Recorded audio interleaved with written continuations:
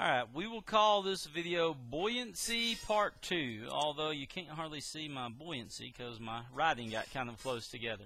But anyway, we will call this Buoyancy Part 2, the equations. Alright, so let's go ahead and take a look. In the last video, we talked about the equation for buoyancy. Buoyancy itself is equal to the weight of the fluid. Notice I keep saying the word fluid.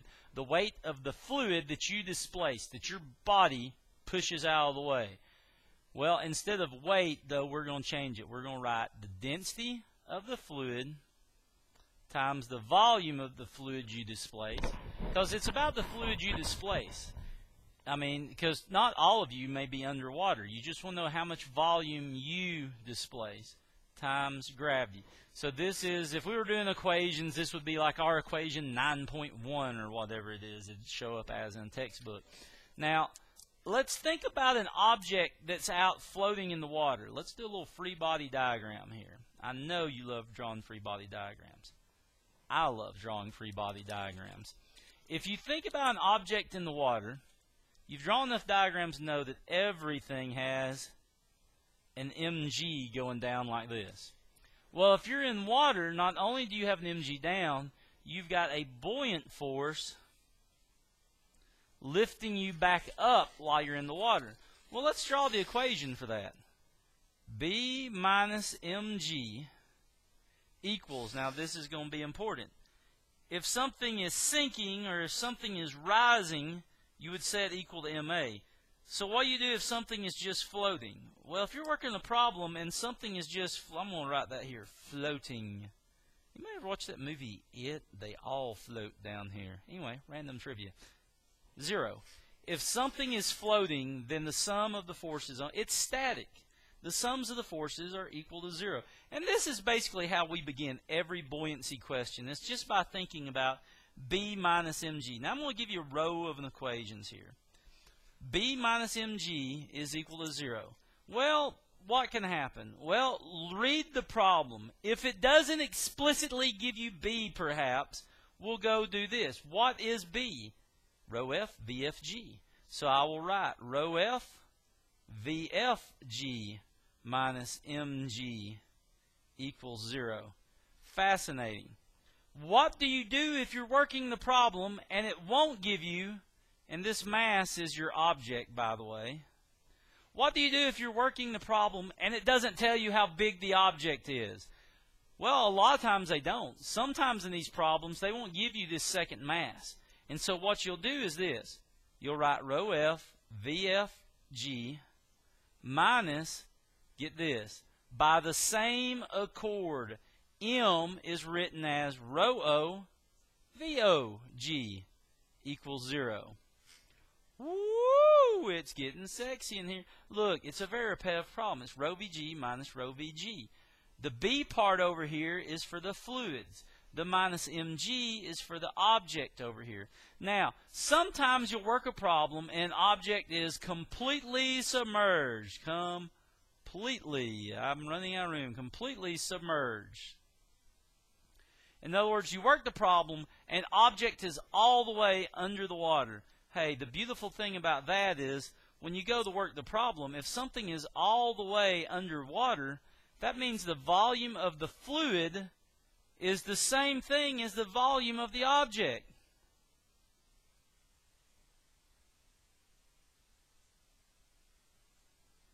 Which is why teachers commonly say, for something to float, if you look at this equation, VO's cancel, G's cancel, which means reality for something to float, its density of the object just needs to be equal to the density of the fluid. And we've proved that by this.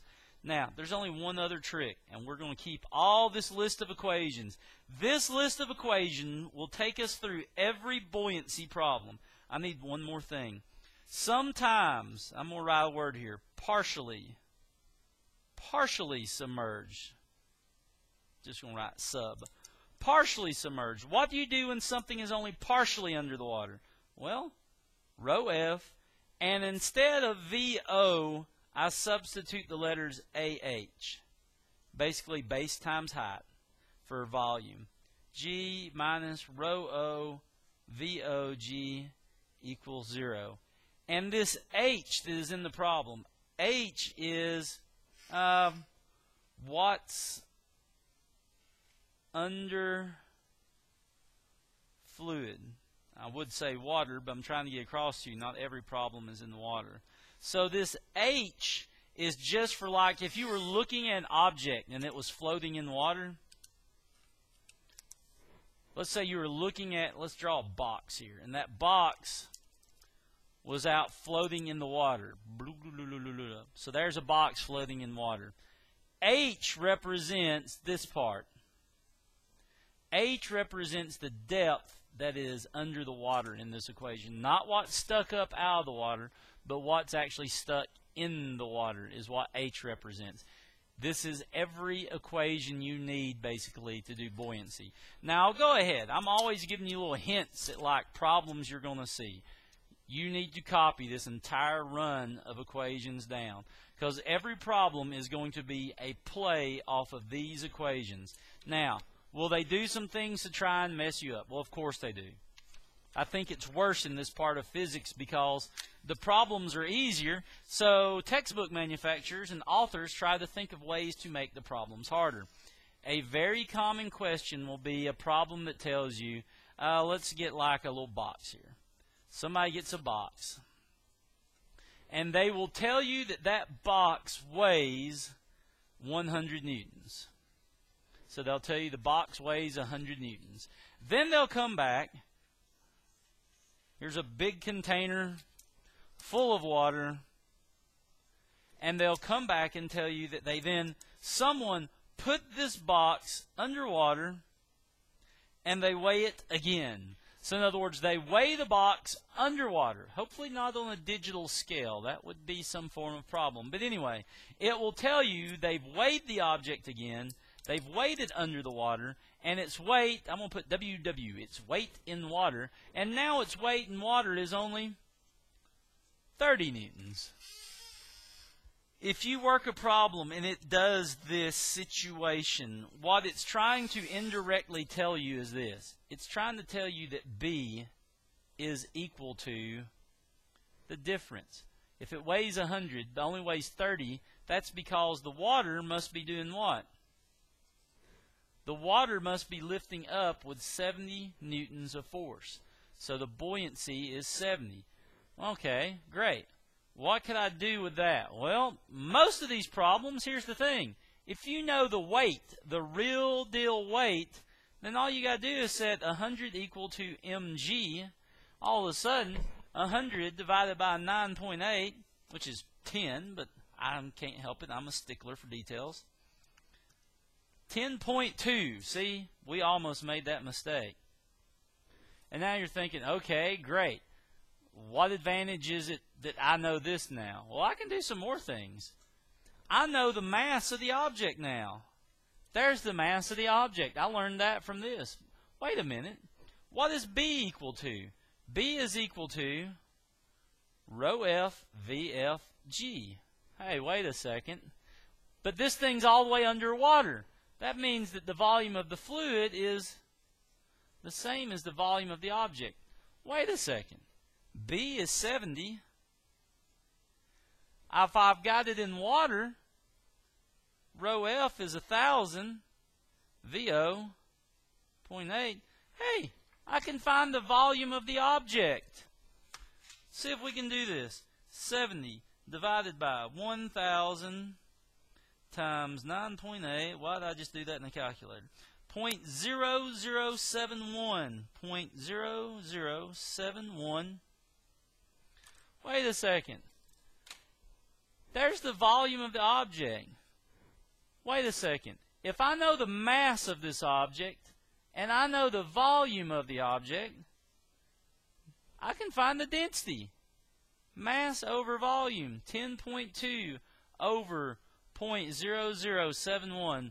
By the way, guarantee you this for test question. This is, whether you're taking me or some other teacher, this is probably one that they're going to ask.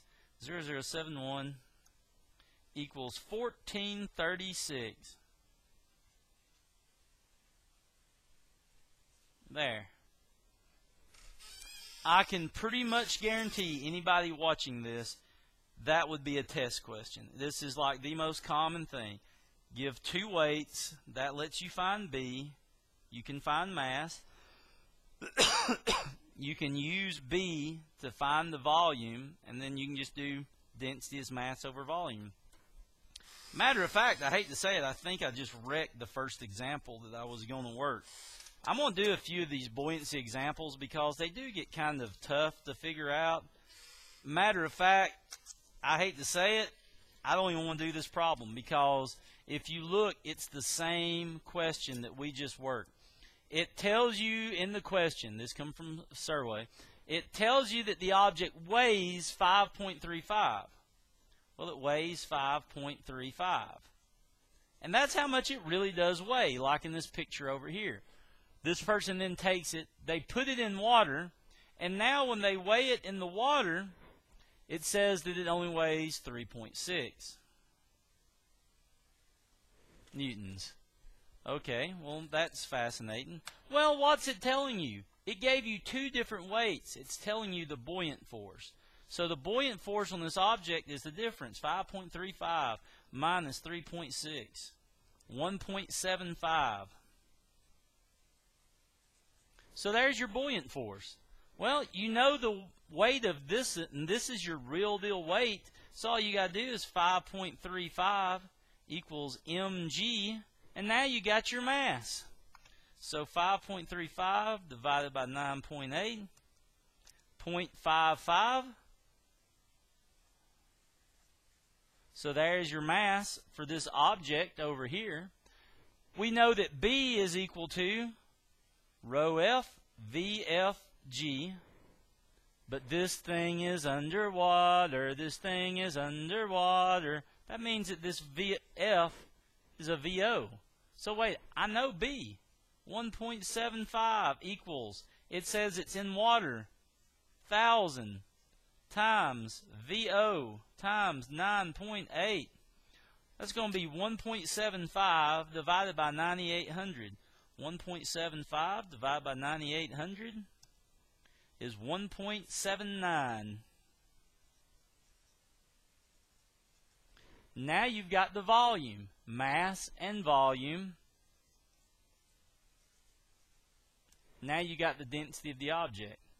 0.55 divided by 1.79, 0.307. Kilogram meters cube, which means this thing ought to be floating in some water at this point.